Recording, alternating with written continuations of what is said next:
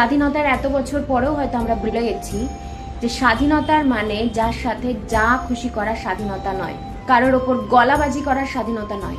Freedom মানে যাকে যা খুশি বলার স্বাধীনতা নয়। স্বাধীনতা মানে কাউকে ছোট করা, কারোর দিকে আঙুল তোলা, কারোর জীবন নিয়ে ছিনিবিনি খেলার স্বাধীনতা নয়। মাঝে মাঝে মনে হয় যে আমরা শুধু ইংরেজদের থেকেই মুক্তি পেয়েছি।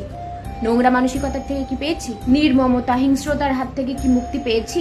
নোংরা রাজনীতির হাত থেকে কি মুক্তি পেয়েছি? ওই নোংরা পিশাচগুলোর হাত থেকে কি মুক্তি পেয়েছি? কখনো পাবো কি? নির্ভয় অন্যায়ের প্রতিবাদ করার স্বাধীনতা আমাদের আছে কি?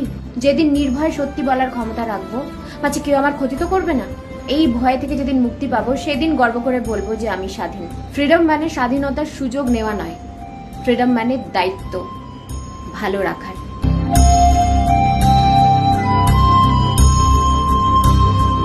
স্বাধীনতার এত বছর পরেও হয়তো আমরা ভুলে গেছি যে স্বাধীনতার মানে